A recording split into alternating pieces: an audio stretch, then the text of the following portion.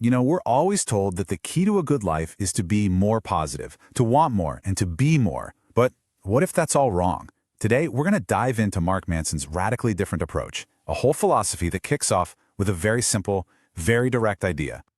So this phrase, "don't try," is literally etched on the tombstone of the writer Charles Bukowski. Now, this isn't a call to be lazy. It's actually the exact opposite. It means, stop trying so hard to be something you're not. Stop chasing things that just aren't you. Bukowski found success not by trying to be a winner, but by being brutally, unapologetically honest about being a loser. And that authenticity, well, that's the real key. And that brings us to the big question, right? Conventional wisdom tells us we have to care about everything: our career, our image, what people think, but our energy isn't infinite. Manson's whole point is that to live a good life, you have to choose what's worth caring about. You've only got a limited budget of, well, fucks to give, and you have to be really selective about where you spend them. And this is exactly why that whole just be positive thing can totally backfire. The more you desperately try to feel happy, the more you're just reminding yourself that you aren't. Then you get anxious about being anxious, you feel guilty for feeling guilty, and before you know it, you're trapped in what Manson calls the feedback loop from hell, where trying to fix the problem is the problem. The only way out is to stop chasing the positive and just accept the negative. So, once you start accepting the negative stuff, it completely flips the script on what happiness even is. We all have this idea of happiness as some perfect, problem-free destination we'll get to someday. But come on, that's a total fantasy. Life is and will always be just full of problems. Okay, so here's the really big shift in thinking. The old way of looking at it is that happiness is what you get when your problems are gone. But Manson's take, happiness is the process of solving problems. You solve one, another one pops up. The joy, the real happiness, is found in the struggle and the progress, not at some imaginary finish line. So the goal isn't to have a life without pain, is to choose the right kind of pain. And what this means is that, well, not all problems are the same. At the end of the day, the quality of your life really just comes down to the quality of your problems. Are you dealing with good problems, like learning a new skill or fixing a relationship? Or are you stuck with bad problems, like pointless drama, jealousy, and just avoiding everything? You get to choose your struggle. All right, so choosing your struggle.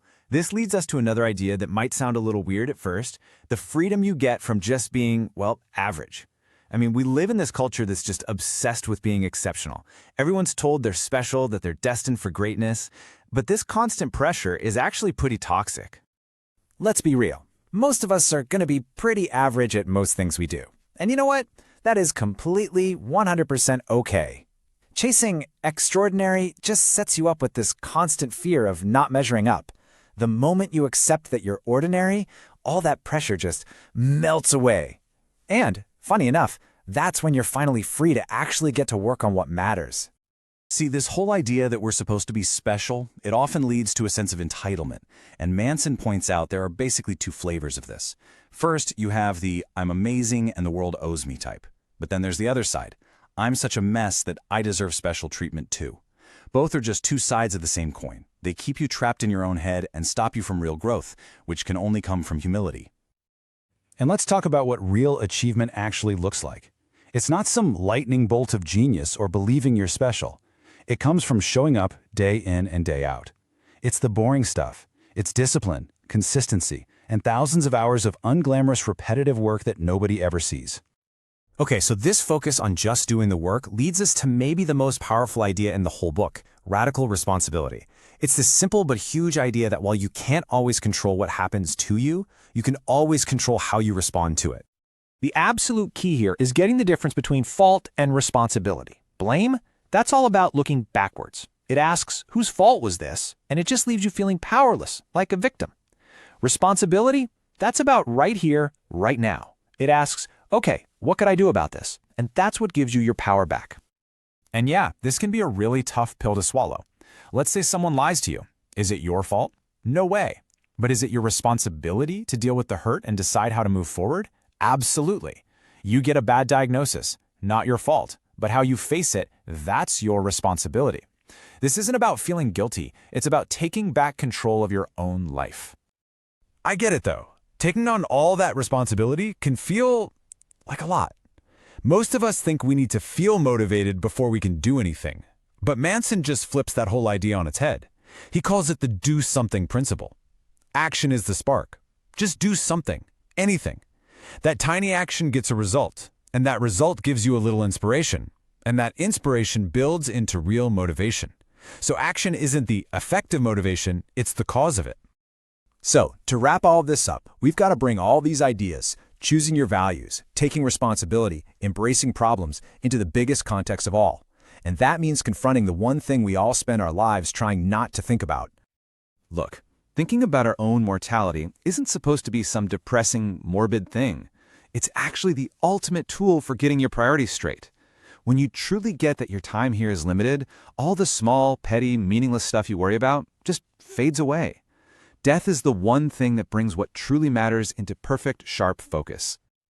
I mean, really let that sink in for a second. Every single second that ticks by is one you are never, ever getting back. This is it. This isn't a dress rehearsal. You just can't care about everything. You can't fight every single battle. Every bit of energy you waste on pointless drama or trying to impress people you don't even like is energy you can never get back to spend on what you truly value. And that brings us to the core message, the raw truth of it all. You have a limited number of fucks to give in your lifetime, so you have got to choose them wisely. You have to save them, to spend them with intention on the people, the values, and the problems that genuinely matter to you. So, at the end of the day, it all boils down to this one final question. Look, you're never going to avoid problems. You're never going to avoid pain. But you can choose what you're willing to struggle for. So what is so important to you that the struggle itself feels worthwhile, feels meaningful? That right there is the subtle art.